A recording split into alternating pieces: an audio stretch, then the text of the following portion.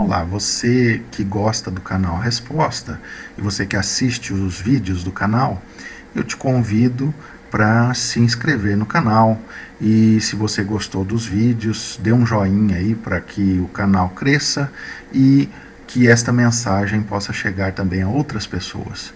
Hoje eu continuo aqui com o Sermão da Montanha, só que agora a partir do versículo 13 do capítulo 5 do Evangelho de São Mateus. Nós vimos no vídeo passado o começo do Sermão da Montanha, né? Onde Jesus fala ali sobre as bem-aventuranças, bem-aventurados pobres de espírito, né? Nós vimos que não são pessoas de índole fraca, de costumes ruins, não, são aquelas pessoas humildes dentro, no seu espírito, na sua parte mais interna, não se veem como sendo maiores do que os outros. Bem-aventurados que choram, porque eles serão consolados, né? Outro versículo aqui, o versículo de número 4 do Evangelho, do capítulo 5 do Evangelho de São Mateus, onde fala bem-aventurados que choram, né? E o povo daquela época tinha, de fato, muitos motivos para chorar. Um deles era a falta da sua independência. A nação de Israel estava dominada pelo Império Romano. Depois vem aí, bem-aventurados mansos, porque eles herdarão a terra. Aquelas pessoas que vivem de maneira amistosa e gostam de resolver tudo de maneira a não levantar nenhuma contenda, nenhum conflito, e às vezes até sofrendo prejuízo. E vimos também que bem-aventurados que têm fome e sede de justiça. Imagine só naquela época, né? Se hoje, com todas as leis, com todo o sistema legal, já bem melhor do que naqueles tempos, e hoje a gente ainda vê muita injustiça sendo feita, imagina naquela época que direitos humanos, ninguém nem pensava em direitos humanos, né? E então, de fato, o povo com certeza tinha fome e sede de justiça, né? Também Jesus fala que bem-aventurados misericordiosos, porque eles alcançarão misericórdia, e nós temos que lembrar aí que o nosso Deus é um Deus justo, né? E aquele que é misericordioso para com os outros, de maneira nenhuma o Senhor ia esquecer, né, desta bem-aventurança. E também aí na sequência Jesus fala bem-aventurados limpos de coração, porque eles verão a Deus. Limpos de coração, aquelas pessoas que não têm nos seus sentimentos nem a vingança, nem a maldade. Os sentimentos desses limpos de coração são como o texto aqui fala, são sentimentos reais, verdadeiros, limpos, né? Então estes verão a Deus. E bem-aventurados pacificadores, porque eles serão chamados filhos de Deus. Deus não se agrada no confronto, Deus não se agrada na batalha, enfim, em todo o sistema de coisas aí onde tem seres humanos, um brigando com o outro, né? Então, bem-aventurados pacificadores, porque eles serão chamados filhos de Deus. Então nós, se nos entendemos filhos de Deus, temos também que trabalhar este lado aí da pacificação dos conflitos, da pacificação em nós mesmos, né? Investigar dentro de nós o quanto nós somos voltados para a guerra, para o conflito, para a confusão, e tornar, né, mudar a nossa natureza para a natureza de pacificadores, se queremos ser chamados e entendidos como filhos de Deus. Aí no versículo 10, bem-aventurados que sofrem perseguição por causa da justiça, porque deles é o reino dos céus. E aí eu explorei bastante esta parte da justiça. Uma das coisas que eu disse é que é impossível ser cristão e não praticar a justiça. E é impossível ser um cristão que pratica a justiça e não acaba atropelando o interesse daqueles que não gostam da justiça, daqueles que querem ser tratados de uma forma que vai além da justiça, ou seja, de uma forma injusta, né? Então, mas bem-aventurados aqueles que sofrem perseguição por causa da justiça. Porque o Senhor Jesus já sabia que aquele aqui na terra que resolver viver em justiça, ele vai sofrer. né? E aí continua aqui no versículo 11, bem-aventurados sois vós quando vos injuriarem, perseguirem e mentindo disserem todo mal contra vós por minha causa. Exultai e alegrai-vos, porque é grande o vosso galardão nos céus, porque assim perseguiram os profetas que foram antes de vós, né? Então, aqui só um lembrete aí do que no vídeo passado nós vimos, e hoje nós vamos continuar aqui no versículo de número 13, vós sois o sal da terra, e se o sal for insípido, com que se há de salgar? Para nada mais presta, senão para se lançar fora e ser pisado pelos homens. Nós cristãos somos chamados para sermos diferentes, para fazermos a diferença. Você pode aqui dar uma olhada, você pode pensar no exemplo que Cristo deu. Se você já tentou comer uma comida sem sal, um arroz sem sal, feijão sem sal, salada sem sal, carne sem sal, você com certeza percebeu que a comida torna-se na nossa boca, para o nosso paladar, uma massa que às vezes tem algum sabor ali, mas na maior parte das vezes é uma massa que você vai estar comendo sem sabor, praticamente sem sabor.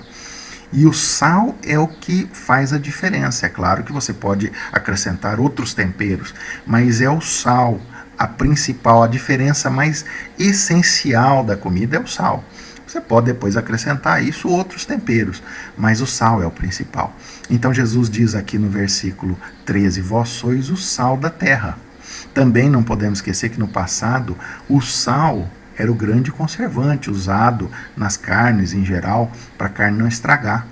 Então o sal tinha a função não só de dar sabor ao alimento, de ressaltar o sabor do alimento, mas também de preservar o alimento, né? E se o sal for insípido, quer dizer, se este sal não tiver a função dele de sal assegurada, com que se há de salgar? Pergunta Jesus aqui. Como que a gente vai dar sabor ao alimento? Como que o alimento vai ser preservado? E diz o Senhor Jesus, para nada mais presta, senão para se lançar fora e ser pisado pelos homens. Agora, Jesus dá um exemplo aqui envolvendo o costume da época, que era salgar não só a comida, mas também a carne a ser preservada. Hoje nós temos a geladeira, que cumpre muito bem essa função, mas antigamente não existia nem a energia elétrica, então toda a carne para ser preservada tinha que ser salgada. E Jesus está dizendo assim, vós sois o sal da terra, né?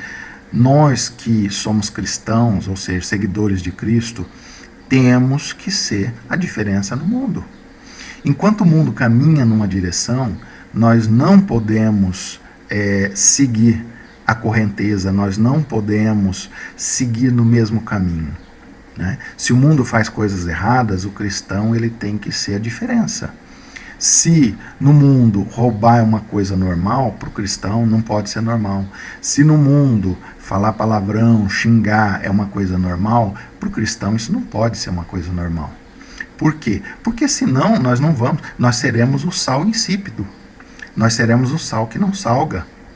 Se no mundo o normal é comprar e dar trabalho para pagar ou até não pagar, né? Se no mundo o normal é mentir, se no mundo o normal é fazer negócios escusos, negociatas, negócios embaixo do pano, tramar coisas escondido para poder com isso conseguir ganhar um pouquinho mais, se este procedimento é normal no mundo, para o cristão isso não deveria ser normal. Porque desta forma nós seremos aquele sal que é insípido, que não tem diferença nenhuma do restante, né, das pessoas. Aqueles que creem em Cristo, eles têm que ser aquilo que dá sabor à existência, eles têm que fazer a diferença.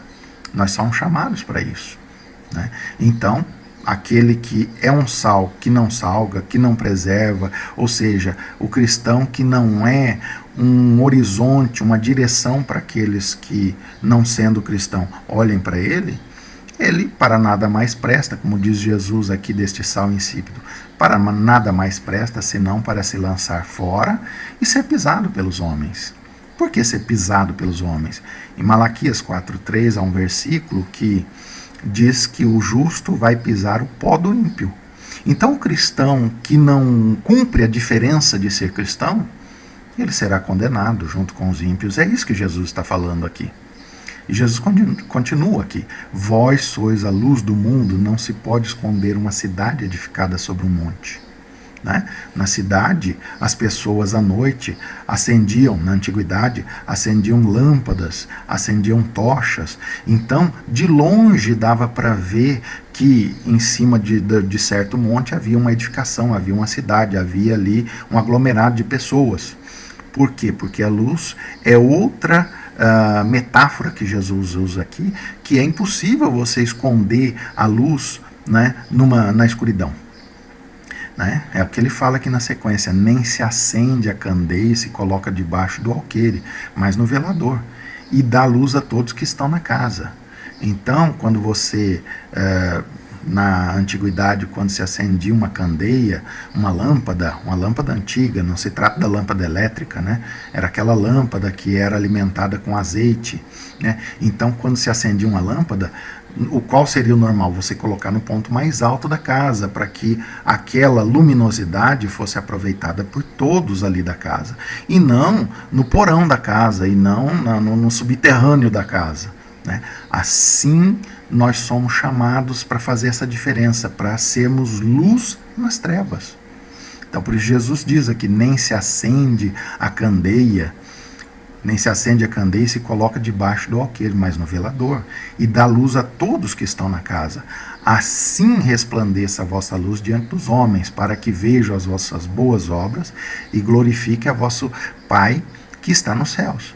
Nós somos chamados para fazer a diferença. Se somos cristãos e andamos conforme o mundo, nenhuma diferença estamos fazendo. Se o mundo tem negócios escusos, escondidos por debaixo do pano, e nós vamos nessa onda também. Nós também temos negócios escusos, nós também nos associamos a grupos que tramam coisas em escondido. Então nós não estamos sendo a luz do mundo, nem o sal da terra. Se no mundo é normal os negócios errados, os negócios onde beneficia-se um em detrimento de muitos, e nós acompanhamos esta onda aí, estamos errados, estamos fora da palavra, e a condenação da palavra nos alcança. Quer dizer, este sal que não salga, ele vai ser pisado pelos homens, ele vai ser condenado, como diz a palavra de Malaquias 4:3. Né? Os justos pisarão o pó dos ímpios. Então Jesus diz aqui: assim resplandeça a vossa luz diante dos homens. O cristão é chamado com essa responsabilidade. Né? Não é para ser o cara certinho, né, em si mesmo, para receber louvores. Não é essa a intenção. É para ser a pessoa que é o representante de Cristo na terra. Não é cristão, não é seguidor de Cristo, é um representante da doutrina que Cristo deixou. Agora, se esse representante mente como qualquer outro que não conhece o Evangelho, faz coisas erradas, negócios errados, é contratado para um serviço e faz o serviço tudo de qualquer jeito, compra coisas e paga do jeito que quer, e como quer, e quando quer, dando trabalho para quem lhe vendeu para poder receber. Se o procedimento do cristão não for diferente, ele torna-se o sal que não presta para salgar. Então eu espero que você tenha aproveitado esta palavra. É uma palavra dura, é uma palavra que vem de encontro às nossas necessidades, porque nós temos que ter consciência de que nós somos chamados para sermos a diferença no mundo. Não é a diferença de ter mais dinheiro do que os outros, não é a diferença de ter mais holofote ou ter mais reconhecimento na mídia, não é essa a diferença. É a diferença com relação ao nosso procedimento, é sermos honestos, é sermos sinceros, é sermos justos diante dos homens, e também sim, né, caridade, enfim, boas obras, tudo isso acompanha o cristão.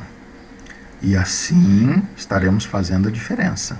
É muito sério, essa palavra aqui é muito séria, né? E eu espero que você tenha aproveitado e que você continue assistindo os vídeos. Que Deus te abençoe e até o próximo vídeo.